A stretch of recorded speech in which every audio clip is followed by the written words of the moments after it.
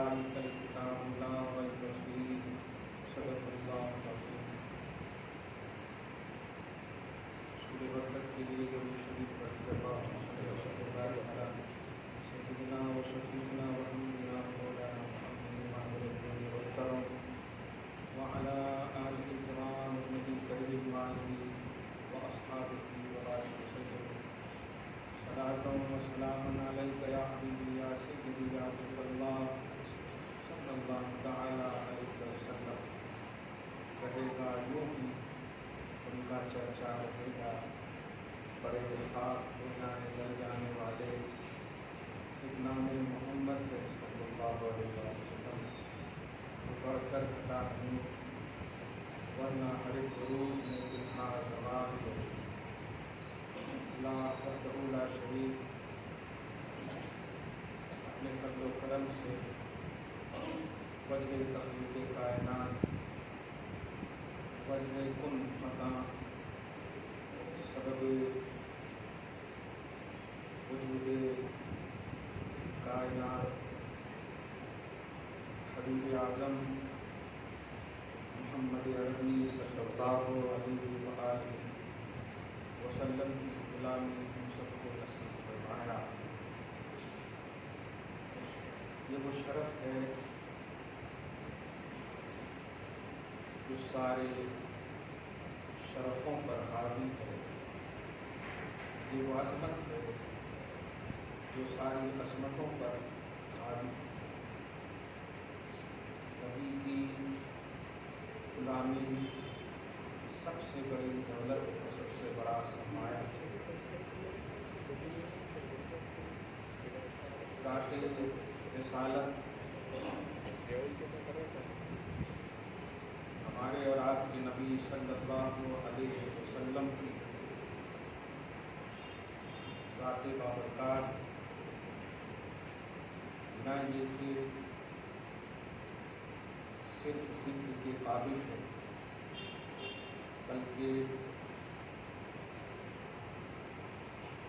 جینے کا ڈھنگ رہنے کا طریقہ عادات و اطوار کے سارے خوش خوبیاں اور حیات کے شعبے کے ہر پرزے اور بات محمد عربی صلی اللہ علیہ وسلم کی ذات سراپا رسوا ہے. نہ یہ کہ ایک قرآن نازل ہوا تب حضور باعظمت ہے، ایسا ہرگز نہیں.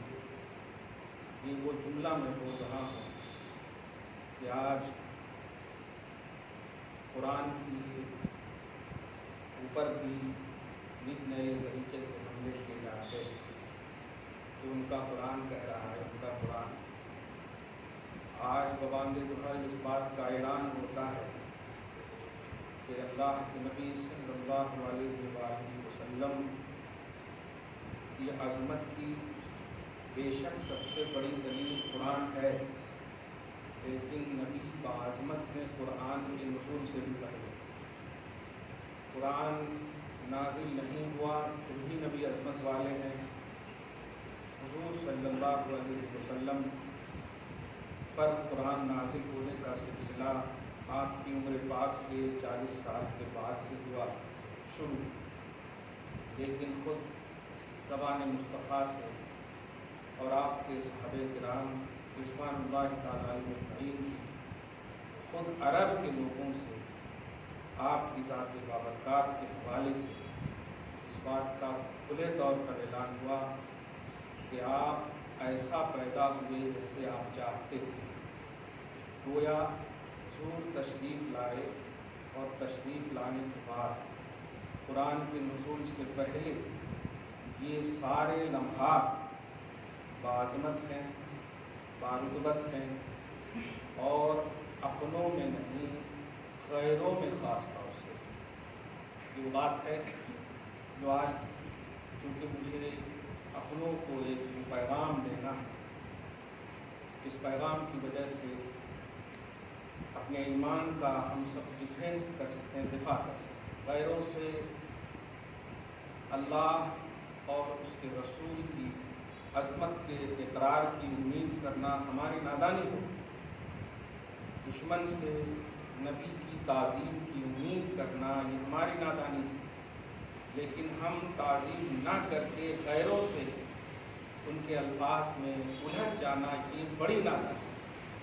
ہماری رسپانسبلٹی ایمانی یہ ہے کہ ہم اپنے حبیب کا دفاع کریں، نبی اعظم صلی اللہ علیہ وسلم کا ڈیفینس کریں، ان کی تعظیم، ان کے ناموس اور ان کی عزت کا تحفظ یہ ہماری ذمہ داری ہے۔ وہ بات ہے جو آج حالات عالمی سطح پر خصوصاً ہمارے بھارت میں تو ہمیشہ کسی نہ کسی طرح سے 8 سال سے خاص طور سے توہین تو ازل سے شروع ہے، آدم کی توہین ہوئی ازل سے شروع ہے۔ باطل کا وجود اور ظہور اس لیے ہوتا ہے تاکہ حق کو واضح کیا جا سکے۔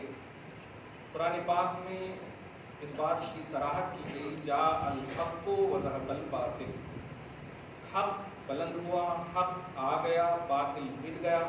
ان الباطل کان زہوقا، کیونکہ باطل کو مٹنا اس کی تقدیر میں کر دیا اللہ۔ مطلب باطل اور حق یہ دونوں اس لیے ہوتے ہیں تاکہ حق پرستوں کو حق کا یقین ہو اور باطل کے باطل ہونے کا بھی احساس ہو کہ وہ باطل ہے۔ آپ حق جماعت ہیں، اللہ پاک نے آپ کو سلیکٹ فرمایا، آپ کا انتخاب فرمایا، آپ پر ہم پر احسان فرمایا کہ اپنے حبیب کا غلام ہونا نصیب فرمایا۔ یہ دولت اور یہ عظمت اس کو آپ یوں سمجھیں کہ ابھی آپ نماز پڑھنے آئے، آپ کے ذہن میں یہ نہیں ہے کہ کون کون نماز نہیں پڑھیں گے یا نہیں پڑھ رہے ہیں۔ اگر یہ سوچ رہے ہیں آپ تو پھر آپ اپنی ذمہ داری سے حقیقی طور پر منہ پھیرے ہوئے۔ آپ کی ذمہ داری ہے کہ آپ آئے ہیں تو آپ مکمل طور پر آنے کا حق ادا کریں۔ جب تک مکمل نماز نہ پڑھ لیں، جب تک نماز کے لوازمات جمعہ کے اعتبار سے فارغ نہ ہو جائیں، یہ ہے آپ کی ذمہ داری۔ ہم بہت زیادہ سوشل میڈیا کی وجہ سے ذہنی انتشار کے شکار تھے۔ میں نے کل سے خاص طور سے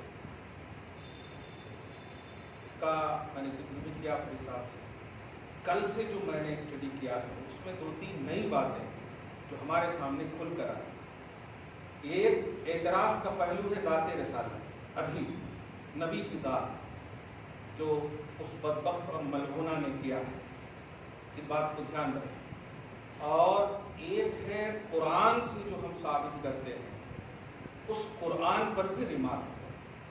قرآن کے ذریعے سے جو ہم ثابت کرتے ہیں کہ قرآن میں ہے، قرآن میں اب ایک لفظ بول دیں گے کہ ہم قرآن نہیں مانتے، پھر کیا کریں گے آپ؟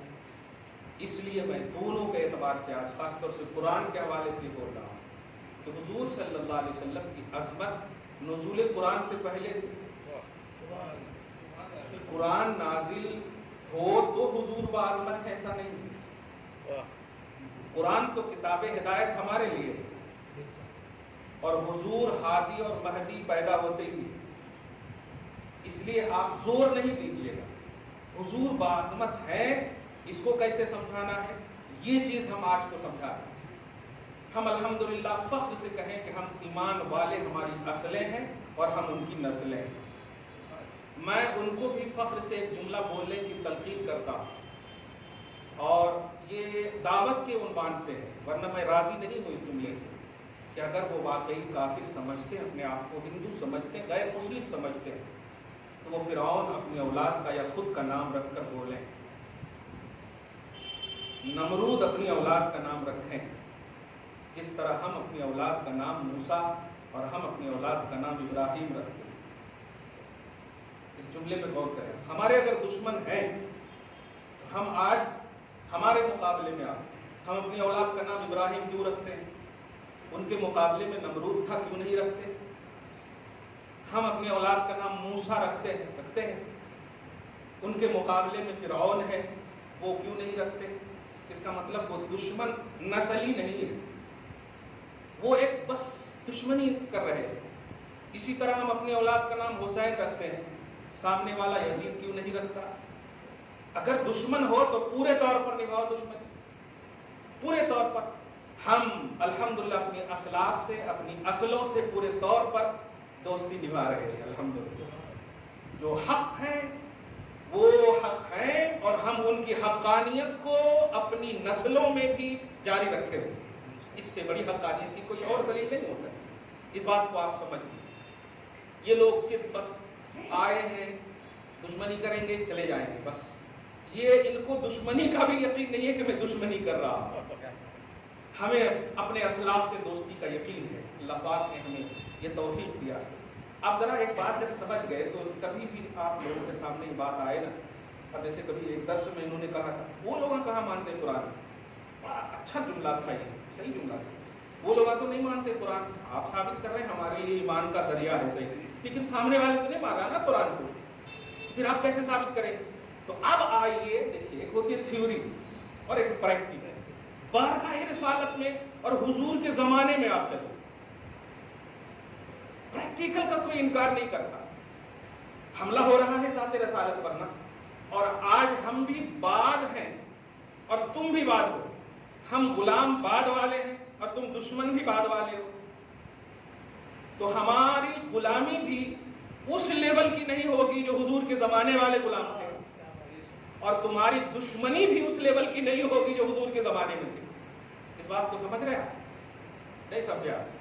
حضور کو دیکھ کر کے اگر کوئی دشمنی کرے یہ تو زیادہ اہم بات ہوگی نا۔ آج تو بے دیکھے دشمنی کر رہے ہیں، اتنی اہمیت کے حامل نہیں ہے۔ جیسے ہماری غلامی کیا صحابہ کی طرح ہے؟ ہم غلام ہیں اپنے اسٹیٹس کے اعتبار سے، ہم پر یہی فخر ہے ہمیں الحمدللہ، اور ہم اپنے لیول کے حساب سے اس غلامی کے اعتبار سے بارگاہ رسالت میں مقبول ہیں۔ لیکن جو لیول دیکھ کر کے، ہم تھیوری کے اعتبار سے، ہم پڑھے ہیں، ہم نسلیں ہیں غلاموں کی، اور وہ اصل ہے غلاموں کی، تو ایسے ہی تم نسل ہو دشمنوں کی، وہ اصل ہیں۔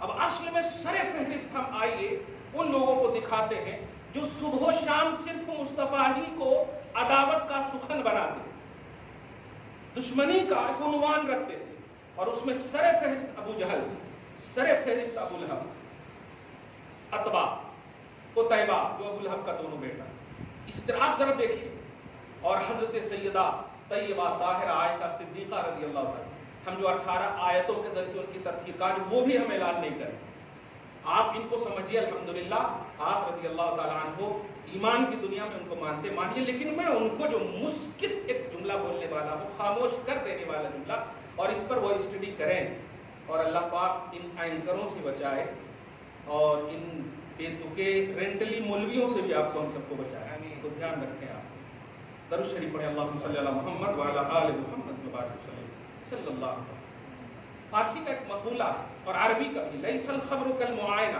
جس کا فارسی میں ترجمہ ہوتا ہے سنیدہ کئی بوت مانندے دیدہ، اور جس کو حیدرآبادی لینگویج میں بولو، دیکھی سو باتیں سنی سو کی طرح نہیں ہوتی، جو سنی ہوئی باتیں ہوتی وہ دیکھی ہوئی طرح نہیں ہوتی، جو دیکھ کے ہوتی۔ اچھا اندھے کوئی وٹنس بن سکتے ہیں؟ ایک بات کو سمجھ گیا، کوئی گواہی دینے کے لیے عدالت میں اندھا ہو اور کہے میں نے دیکھا ہے نہیں ہوتا۔ اب یہی سمجھیے، حضور کو جن لوگوں نے دیکھا وہ دو کیٹیگری کے، دیکھنے والے بلیور بھی ہیں، دیکھنے والے بلیور ہیں صحابہ کے نام سے یاد کیے جاتے ہیں، اور دیکھنے والے نان بلیور بھی ہیں، وہ اعدائے دین، دشمن اسلام، نبی کے گستاخ، جو بھی آپ کہیں، کافر، مشرکین، جو بھی آپ، صحیح ہے، یہ دو کیٹیگری، اور یہ ایک دم آتھینٹک کیٹیگری ہے، محبت میں بھی اور دشمنی میں بھی۔ ہم خود بول رہے ہیں کہ ہم ماننے والے ہیں، لیکن ان کی طرح نہیں ہے جو حضور کو دیکھے ہیں، صحیح ہے، ان کی طرح نہیں ہے جو حضور کو دیکھے، ان کی طرح ہم نہیں ہو سکتے، صحیح ہے، ایک دم کلیئر سمجھ گئے۔ اب آج کی بارگاہ رسالت میں اور صحابہ کے زمانے میں حضرت عائشہ کی شادی پر تمہیں اعتراض ہے؟ دشمن جو ہوتا ہے، خاص طور سے جو آپ سامنے، اور ہمارے مطلب ہمارے آپ دشمن ہو اور ایک دم سامنے ہی ہو، تو آپ پتہ نہیں اپنے 24 گھنٹے کو اور بھی آپ دعا کی دنیا میں لائیں گے کہ 48 گھنٹہ کیوں نہ مجھے دے دے، مگر میں آپ کی تحقیق کروں گا۔ ہر لمحہ آپ دشمنی کے لیے تگ و دو کریں گے، کوشش کریں گے، صحیح ہے، کچھ نہ کچھ تو نکلے، کچھ نہ کچھ تو موقع ملے، صحیح ہے کہ نہیں؟ خاص طور سے جب سامنے ہو. بڑی اہم بات ہے, اس کو دم رکھیے گا مضبوطی طور پر. عرب کے جو دشمن ہیں ابو لہب, عقبہ, شیبہ, ابو جہل اور ان کے جتنے بھی اب رفقا, سمجھ رہے آپ کیا حضور صلی اللہ علیہ وسلم کے صبح و شام کے اعتبار سے ایکٹیو تھے یا نہیں تھے؟ ہر حال میں ایکٹیو تھے. میں ایک آیت کے ذریعے سے تھوڑا پس منظر لا رہا ہوں. سورہ شعراء کی آیت نمبر 214 آپ دیکھیں گے, جب ایک آیت نازل ہوتی ہے انذر عشیرتک الاقربین, حبیب مکرم اپنے قریب تر رشتہ داروں کو ڈرائی. حضور کے قریب تر رشتہ دار قریش ہیں. حضور پاک صلی اللہ علیہ وسلم نے اعلان کیا اس آیت کے نازل ہونے کے بعد, یا بنی فہد, آپ کا جو قبیلہ ہے, آواز دیا یا بنی عبد مناف, جو آپ کے قبیلے, یہ آواز دیا, اور آواز جیسے ہی دیا سب جمع ہو گئے, اور جو جمع نہیں ہو سکے اس نے اپنے نمائندے کو بھیج دیا کہ کیا کہہ رہے ہیں دیکھو. تو سب سے پہلا جملہ سنیے جو نبی نے فرمایا بتاؤ تم میرے تعلق سے کیا جانتے ہو؟ اگر میں یہ کہوں کہ تم پر ایک لشکر حملہ آور ہونے والا ہے تو کیا تم میری بات کو مانو گے؟ مخاطب کون ہے ذرا دھیان دیجیے گا. کیا بات ہے, پوری توجہ ایک دم رکھیے آپ. مخاطب کون ہے دھیان دیجیے گا. نام لے لیتا ہوں, مخاطب میں ابو لہب بھی ہے. نبی نے کہا ایک لشکر حملہ آور ہے, تم میری بات مانو گے؟ کیا بک رہے ہیں, شریعہ چلتا, ارے کچھ نہیں چلتا, ہمارے نبی کو ہمارے حوالے کر دو نا یار. ہمارے یہ تو میدان محشر کا عنوان ہے, جب اللہ پاک اپنے حبیب سے کہے گا حبیب کیا چاہیے, تو یہ اللہ جتنے تیرے اچھے ہیں سب تو لے لے, جتنے گناہگار ہیں سب مجھے دے دے. کیا بات ہے, سمجھ رہے آپ؟ یہ پیمانہ رہنے دو نا یار, ٹینشن کیوں دے رہے ہو؟ ہم فل اٹینشن سے مصطفیٰ کو چاہتے ہیں. تم چاہو جن کو چاہنا, خیر تم مجھے تسلیم کرو گے کہ ایک حملہ ہونے والا ہے, لشکر جرار تم پر حملہ ہونے والا ہے. تو جملہ سنیے جو مخاطب کفار نے کہا تھا, جو ان کی اصل ہے. یہ کیا چیخیں گے, یہ اپنی اصل سے بھی کٹے ہوئے ہیں, اور اس میں شدت سے نکلے. پیار سے بولیے, تم اپنی اصل سے کٹے ہوئے. ہم اگر زور سے بول دیں نا یہ لڑا رہے ہیں. اب تو سمپتی نہیں چل رہی ہے نا سرکاری, اب تو بلڈوزر نہیں چلاؤ گے. ابھی جو پورے انڈیا میں آگ لگی ہوئی ہے, چلاؤ اب. درود شریف پڑھیے, اللہم صلی علی محمد وعلی آل محمد وبارک وسلم. محبت سے سنیے ایک جملہ کہا, دشمن جو ہے سامنے, مخاطب کافر ہے جو ان کی اصل ہے. یہ فخر بھی کرتے ہیں نا ہمارے دشمن ہونے پر, تو ہم تمہیں اپنا فخریہ, اصلی بنیادی معیاری جو بیس ہے تمہارے کفر کا, ان کو ہم بول رہے ہیں. نبی ان سے پوچھ رہے ہیں مانو گے؟ کہا ما جربنا علیک الا صدقا. اس لفظ پر غور کیجئے جو بخاری کی 4 مطلب سیاہ ستہ کی 4 کتاب میں موجود ہے. بخاری, مسلم, ترمذی اور نسائی, یہ 4 کتاب میں یہ بات موجود ہے حضرت عبداللہ بن عباس کی تفسیر کے حوالے سے. تو کہا مخاطب نے, کفار نے, ما جربنا علیک الا صدقا, محمد ہم نے آج تک آپ کے حوالے سے جھوٹ کا تجربہ ہی نہیں کیا ہے, ہمیشہ سچ بولے ہو آپ. کیوں نہ ہم مانے کہ تم ابھی بھی سچ بول رہے ہو. اس کے بعد کا جملہ انی نذیر لکم بین یدی عذاب شدید. اس کے بعد دوسرا جملہ سنو, میں تمہیں سامنے آتا عذاب شدید دیکھ رہا ہوں. اتنا جملہ بھی بولا تو سب بالکل ایک دم جو تسلیم کرنے والے کر لیے. اسی میں سے اچانک ابو لہب اٹھتا ہے, اور اٹھنے کے بعد کہتا ہے تبا لک یا محمد الہذا جمعتنا. ذرا اس پوری پرتکریا پر پورے الفاظ کا تجزیہ بھی آپ کیجئے گا. حضور نے یہ نہیں کہا میں تمہیں ڈرا رہا, عمر ایمان لے آئے میں ڈرا رہا, میجارٹی میں ہو گیا ہوں میں ڈرا رہا, ستا میں آ گیا ہوں میں ڈرا رہا, حاکم بن گیا ہوں میں ڈرا رہا ہوں. نہیں, اس عذاب سے ڈرا رہا ہوں جو ہونے والا ہے, جو ہونے والا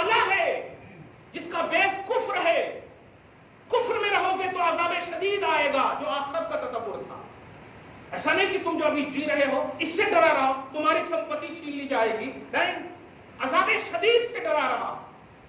تو تبا لک یا محمد، ابو لہب نے جملہ کہا، سمجھیے گستاخی کا ایک معیار سمجھیے اور محبت میں اضافہ کا عنوان لیجئے۔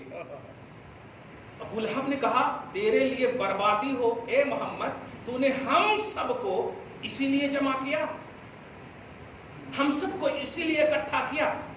اب آپ بتائیے، یہ تو بات نبی کی تھی اور کافر سامنے والے کی تھی نا، بس نبی نے کہا اور سامنے والے نے رد عمل پیش کیا، ہو گیا۔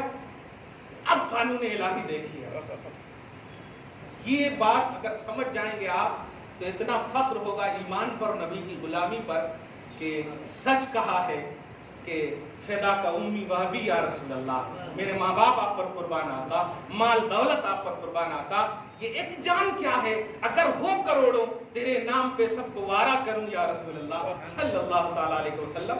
آپ فخر کیجئے، نبی علیہ السلام نے کچھ نہیں کہا، کیوں؟ اس لیے کہ آپ جانتے ہیں، دھیان دیجئے گا، کہ آپ پر اگر کوئی اٹیک کرے تو آپ پرسنلی طور پر صبر کر سکتے ہیں، لیکن آپ کے محبوب پر اٹیک کرے، کیا بات ہے، سمجھ رہے ہیں آپ نہیں کرتے۔ آپ کو اگر کہہ دے آپ کا سمجھی کچھ بھی، بیٹی اگر بازو میں کیوں نہ ہو، کچھ بھی نہیں ہے بیٹی، لیکن بیٹی کے خلاف بول دے تو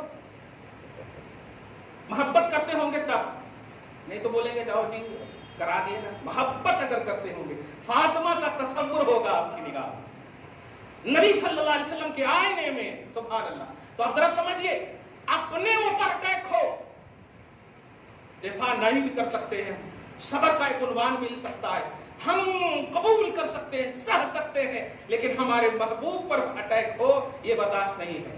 بس اسی سنت الہیہ کو محسوس کیجئے آپ، اور اللہ سبحانہ اس سے پہلے کہ نبی سے پوچھے نہیں، اے جبرائیل جاؤ، اے جبرائیل جاؤ، میرے حبیب نے تو میری دی ہوئی رسپانسبلٹی کو نبھایا، لیکن سامنے والے حالانکہ سگے ہیں اور جملہ یہ بھی نہیں کہہ رہے کہ میں اپنی دکان کے لیے بول رہا ہوں، یہ نہیں کہہ رہے تم آخرت میں جس بیس پر ہو اس بیس پر آخرت میں عذاب ہوگا، میرے حبیب کا دفاع کیا گیا، میرے حبیب کو دور کیا گیا، معاذ اللہ میرے حبیب کی بات نہیں مانی گئی ہے، جاؤ۔ اس نے کہا تبن، سیم یہی لفظ لے کر جاؤ، یہی لفظ لے کر جاؤ، پوری دنیا دیکھ لے کہ ناپاک زبان سے مصطفیٰ کے خلاف نکلنے والے الفاظ نہ تو سامنے قبول ہے۔ اب دیکھیے نا مہاراشٹر میں کیا ہونے والا، ابھی دیکھیے آگے، دیکھیے ابھی کون جیل جائیں گے، کون کی گرفتاری ہوگی، ذرا دیکھیے۔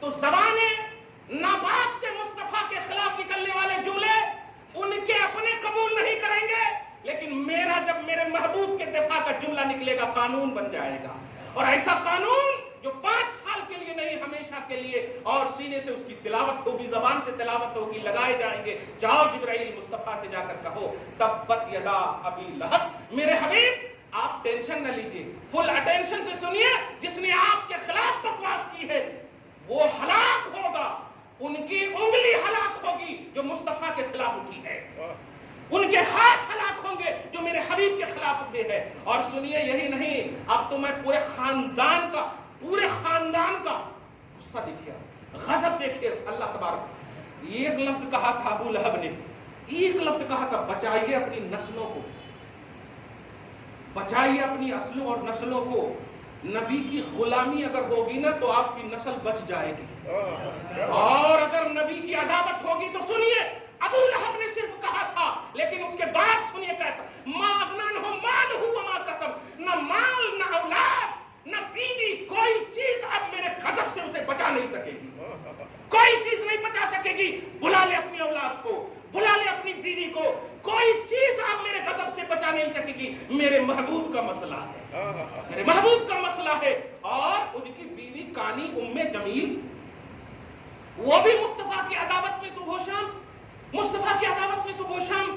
آج تو میں، اچھا ایک بات دیکھیے، دشمن تو تھے نا، پہلے سے دشمن تھے، کافر جہنمی ہے، یہ قرآن کہتا ہے الحمدللہ ان الذین آمنوا وعملوا الصالحات، ہم ایمان والے ہیں جنتی ہیں، الحمدللہ، کلیئر بات ہے، ایمان کے بیس پر، اسے کفر کے بیس پر ایک بات دھیان رکھیے گا، وہ جہنمی ہے۔ اب ذرا بتائیے جب وہ کافر ہیں تو اللہ تعالیٰ نے کفر کی بنیاد پر، شرک کی بنیاد پر آیت کیوں نہیں نازل فرمایا؟ مقصد نزول قرآن سمجھیے، کیا بات ہے کہ اللہ پاک نے شرک اور کفر کی بنیاد پر اتنی عمر ہو گئی، باپ بن گیا ابو لہب، دو بیٹا سامنے، بیوی خوبصورت ام جمیل سامنے، شرک ہو رہا ہے، کفر ہو رہا ہے، لیکن نزول قرآن نہیں ہو رہا ہے۔ آج قرآن کی عظمتوں کو بھی سمجھو، یہ قرآن تمہارے لیے مصطفیٰ کی غلامی بڑھانے کا ذریعہ ہے۔ اللہ پاک کے اس نزول قرآن کا مقصد سمجھو۔ اللہ پاک نے کفر اور شرک کی دائمیت کو دیکھا، لیکن قرآن کی آیت نازل نہیں فرمائی، حبیب کی گستاخی دیکھی، قرآن کا نزول فرما دیا۔ محبوب کے دفاع کا نام قرآن ہے، دفاع رسالت کا نام قرآن ہے۔ اس بات کو سمجھنا ہوگا آپ کو، اور قرآن پاک سے نبی کی محبت میں اضافہ ہو اور اس کے ذریعے سے نبی صلی اللہ علیہ وسلم کا ڈیفنس ہو۔ یہ ہوا قرآن پاک کے نبی صلی اللہ علیہ وسلم کے دفاع رسالت کا ایک نظام۔ اب ذرا ایک جملہ جو بولنے جا رہا ہوں وہ یہ ہے، کیا سمجھے آپ اس بات سے؟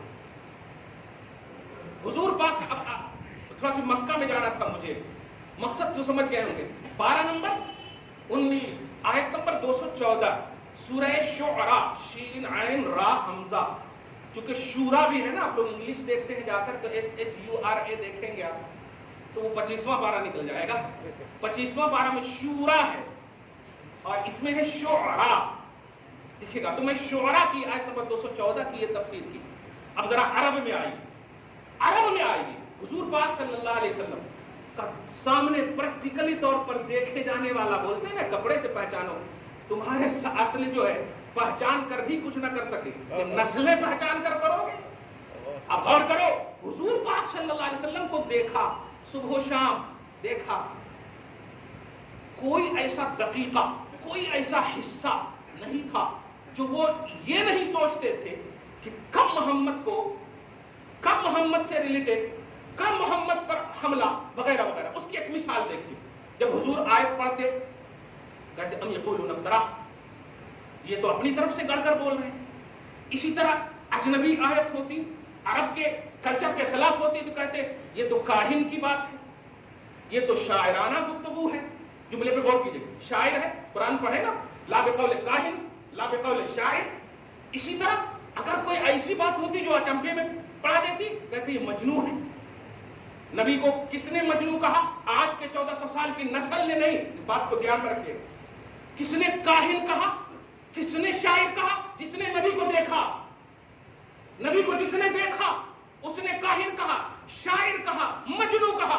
اور سب کا دفاع کس نے کیا؟ نبی نے نہیں کیا، ابو بکر نے نہیں کیا۔ اللہ پاک نے فرمایا، کہا میرے حبیب یہ مجنون بول رہے ہیں، یہ بڑے مجنون ہیں۔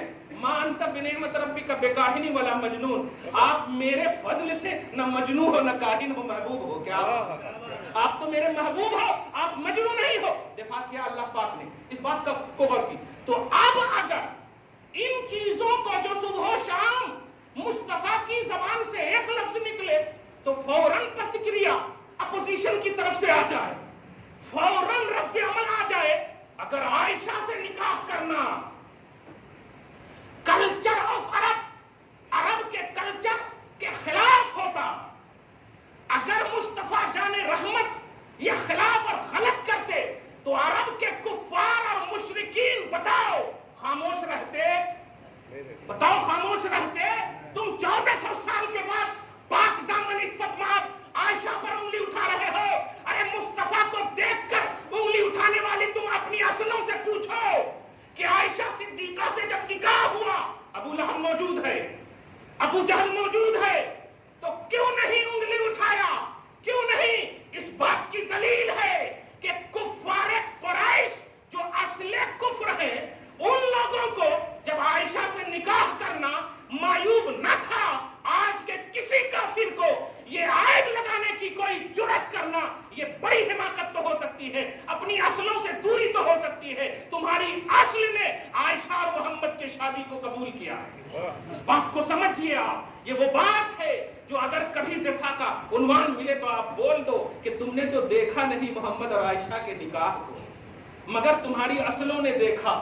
غلط ہوتا تو کیوں نہیں کہا کہ 6-7 سال 9 سال اتنی چھوٹی سی عمر میں نکاح مصطفیٰ نے کیا؟ کیا نہیں اڑاتے، چیخ نہیں کرتے، پکار نہیں کرتے؟ جو ایک شوشہ بھی نہ مصطفیٰ کی چھوڑے، جو ہر لمحہ مصطفیٰ کے خلاف ہمیشہ مشورہ کرے، اِذْ يَمْكُرُ بِكَ الَّذِينَ كَفَرُوا لِيُثْبِتُوكَ أَوْ يَقْتُلُوكَ أَوْ يُخْرِجُوكَ، جو ہمیشہ یہ مشورہ کرے، مار دینا چاہیے محمد کو، نکال دینا چاہیے محمد کو، رکھنا چاہیے محمد کو، جو صبح و شام یہی ان کا عنوان بن جائے۔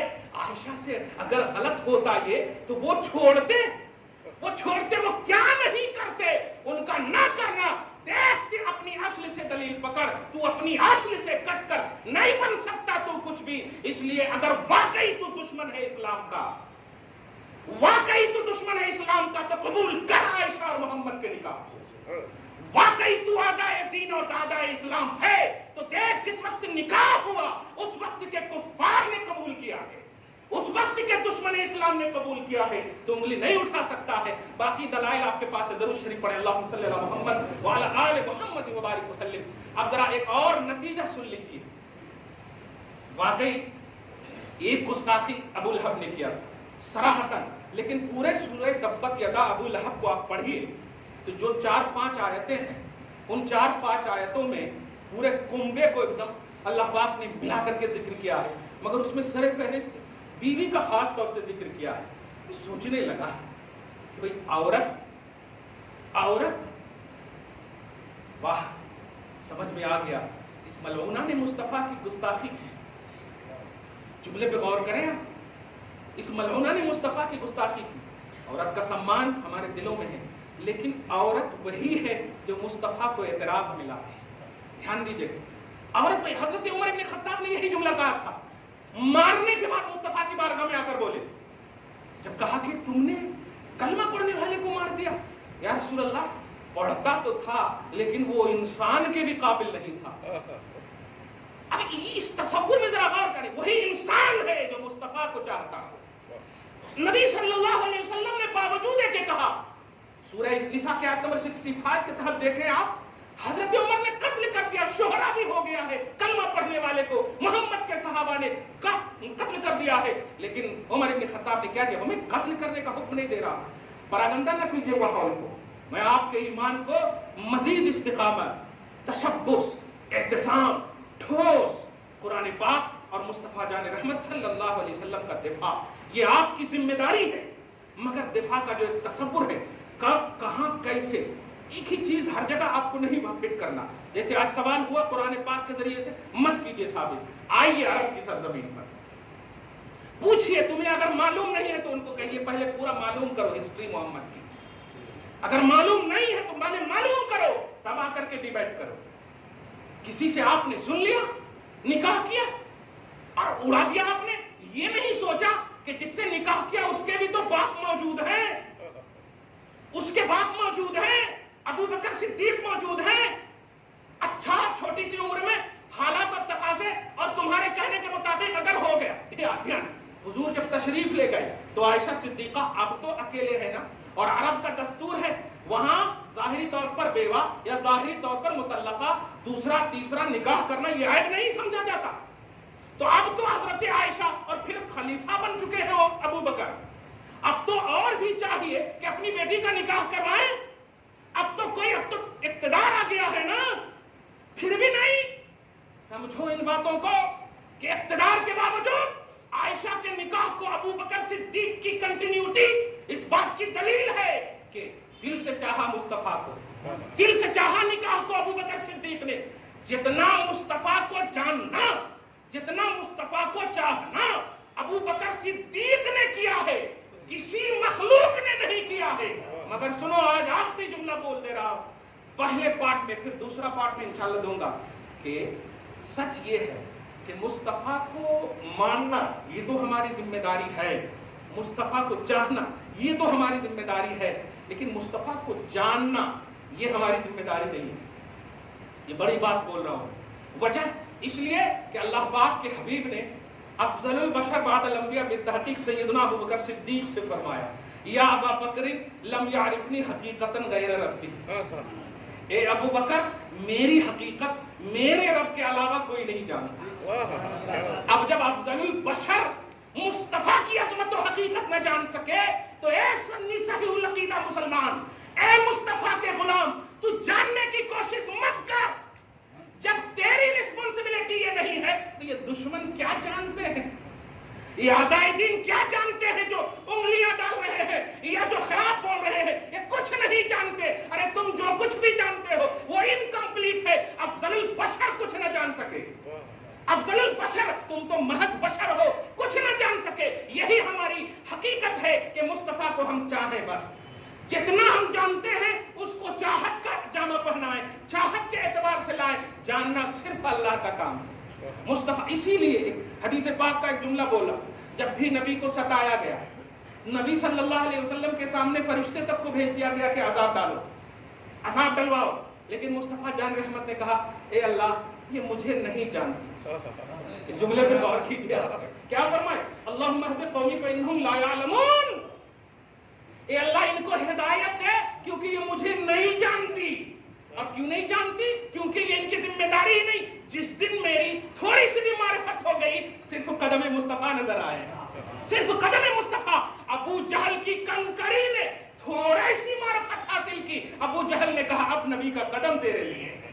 اس لیے مصطفیٰ جان رحمت کو جتنا تم جانتے ہو اس جان کو مان میں لاؤ، اس جان کو چاہت میں لاؤ، یہ تمہاری ذمہ داری۔ اور ان کو چھوڑو جب ان کی سزائیں فکس ہے، جب ان کی وعیدیں فکس ہیں، جب گستاخوں کی سزائیں اور وعیدیں فکس ہیں۔ گستاخی ڈائریکٹ کیا تھا ابو لہب نے، لیکن بیوی بال بچے جتنے بھی تھے ان کے حواری جواری سپورٹر سب کو اللہ تعالیٰ نے عذاب میں مبتلا کر دیا۔ یہ بیس دیا اللہ سبحانہ نے کہ آج بھی کوئی گستاخی اگر کرنے والا موجود ہے ان کے لیے ہم نے معیار فکس کر دیے ہیں۔ اور اے چاہنے والوں، ابو بکر صدیق کی نسلوں سے آنے والوں، عمر فاروق کی محبتوں کی نسلوں سے آنے والوں، عثمان غنی کی عظمتوں کی نسلوں سے آنے والوں، صحابہ کرام اور اہل بیت کی محبت کی چھتروں چھایا میں رہنے والوں، تم فخر سے کہو الحمدللہ کہ ہمارے لیے سزائیں نہیں جزائیں ہیں، ہمارے لیے جزائیں لہم مغفرۃ و اجر عظیم۔ اے مصطفیٰ کی بارگاہ میں ادب و احترام کی زبان،